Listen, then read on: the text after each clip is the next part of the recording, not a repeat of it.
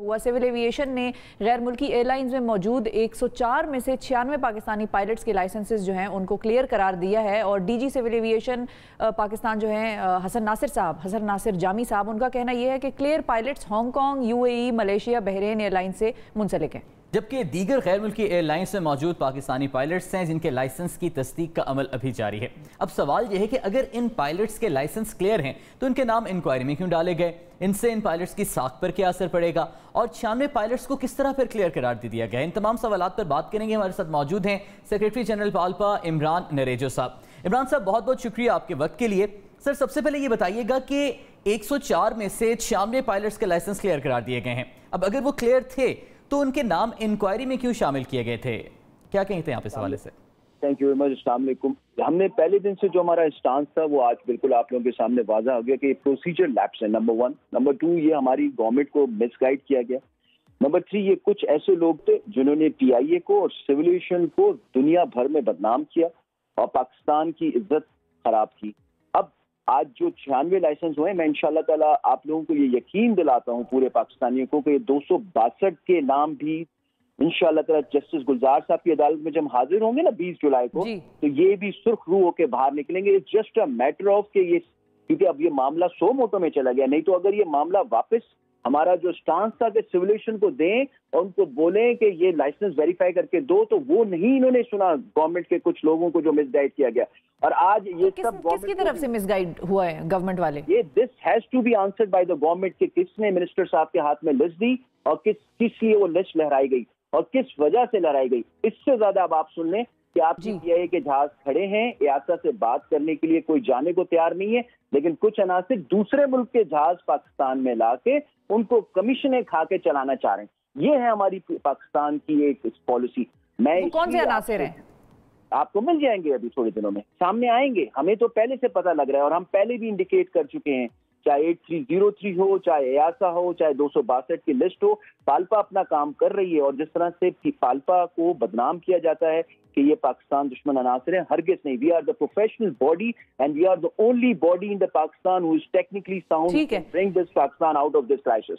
ठीक है इमरान साहब, ये भी बताइएगा कि लोग इस चीज़ पे बड़ा सवाल उठा रहे हैं कि ये जो लेटर आया है सिविल एविएशन अथॉरिटी की तरफ से और ये जो कहा जा रहा है कि इतने पायलट्स क्लियर करार दिए गए हैं, लाइसेंसेज उनके ठीक हैं, बिल्कुल बोगस या ड्यूबियस नहीं है, तो ये चीज़ बड़ी देर से आई है, ये पहले आ जानी चाहिए थी।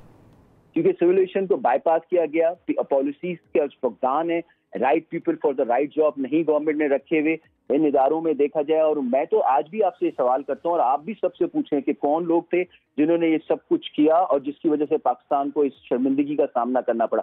हम नाम लेंगे तो हम पे इल्जाम आ जाएगा। ये अब इन्वेस्टिगेशन होनी चाहिए और नहीं होगी तो इंशाअल्लाह ताला हम जस्टिस साहब की खिदमत में पेश करेंगे। इमरान साहब, ये बताइएगा कि ये जो इंक्वायरी हुई है जिसके बाद इन पायलट्स के लाइसेंस को क्लियर करार दिया गया है और वाजे किया गया है, ये इंक्वायरी किस तरह से हुई है और इसको क्या कमेटी बनाई गई थी, कौन कौन से उसके अरकान शामिल थे?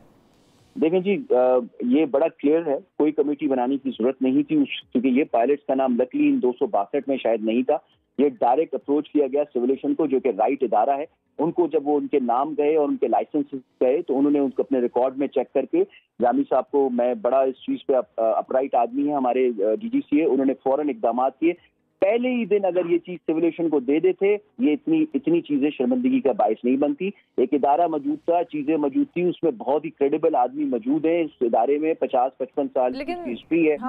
ठीक है, यूज नहीं किया ना। लेकिन इमरान साहब, लोग तो ये भी कहते हैं कि क्योंकि सिविल एविएशन ने ही गवर्नमेंट को ये बातें बताई और सारा मलबा पीआईए पे डाल दिया था कि भाई उनके पायलट्स ऐसे हैं और वो क्रैश जब हुआ तो उस पर भी सारी इंक्वायरी में इस किस्म की बातें सामने आई, तो इसलिए बेसिकली सिविल एविएशन अथॉरिटी ने अपना काम नहीं किया। लोग तो ये भी एतराज करते हैं। देखिए, जहां तक लाइसेंस की बात है हम उसकी बात करेंगे तो लाइसेंस देने का अजादारी का सिर्फ एक ही इदारा है, वो है सिविल एविएशन। ये उनको जवाब देना चाहिए था। जो बात इन्वेस्टिगेशन की है, हमारा स्टांस पहले दिन से था। हमने हरगिज ये नहीं कहा कि हमारा कसूर नहीं है या उनका कसूर है। हमने सिर्फ डिमांड की थी प्रॉपर बोर्ड बनाएं ताकि फ्यूचर को सेव करें। वो डिमांड भी आज तक फुलफिल नहीं की गई।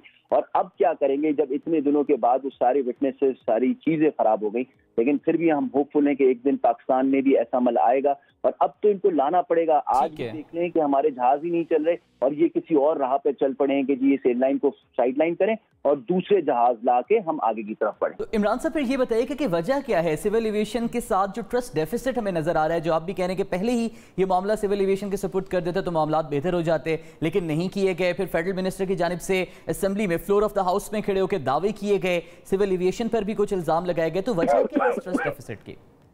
मिसगाइड करना लोगों, कुछ हैं अनासिर आएंगे इंशाल्लाह ताला सामने, उनको भी लाएंगे, उनके कैसे किरदार तक पहुंचाएंगे, ये जरा चीजें खुले अनफोल्ड हों और हम प्रोसीजर्स अगर फॉलो होते हैं हमें कोई तकलीफ नहीं होती, किसी का भी नाम जाता, सिविलेशन बुलाती, इन्वेस्टिगेशन करती, कोई प्रॉब्लम नहीं होती। लेकिन पहले तो ये किरदार कशी जो की है पाकिस्तान की, इसका जवाब भी अब लेंगे जस्टिस साहब। हमारी जो प्रे है उसको आप देखिएगा, हम पूरे ये प्रे 262 पायलट की नहीं, हजारों पायलट की होगी और जस्टिस साहब की खिदमत में बताएंगे कहां से शुरू हुआ और कहां तक लेकर गया। ठीक है, ये किरदार कशी की आप बात कर रहे हैं, यकीनन इसकी वजह से ये जो सारा लाइसेंस का मामला हुआ है, साख भी मुतासिर हुई है, इंटरनेशनली हमने देखा है कि बैन भी किया गया है पीआईए की फ्लाइट्स को भी। तो जो ये नुकसान हुआ है पूरी की पूरी ऑर्गेनाइजेशन को, पायलट्स की साख को, आप क्या समझते हैं कैसे पूरा किया जाएगा? वो बहुत मुश्किल है ये डैमेज अब रिपेयर करने के लिए, या तो हम कमेटी बनाएं जो टेक्निकल लोगों पे, और हम तो अपनी सर्विसेज देने को तैयार हैं, हमें फाल्पा के मेंबर हैं, हमने फाल्पा से बात की हुई है, अगर ये बैठ जाए हमारे साथ सही तरीके से,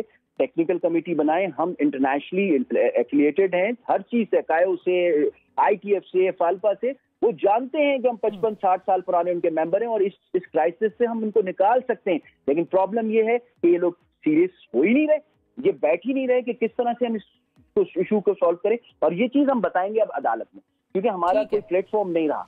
ठीक है, अदालत में बहुत पहले ये मामला चला जाना चाहिए था और पीआईए के हवाले से भी जिस किस्म के फैसले सामने आते रहे माजी में और जो भी कुछ हुआ वो भी अदालत को पहले टेकअप कर लेना चाहिए था, लेकिन देर आए दुरुस्त आए। बहुत शुक्रिया अदा करेंगे इमरान साहब, आपने वक्त निकाला प्रोग्राम के लिए।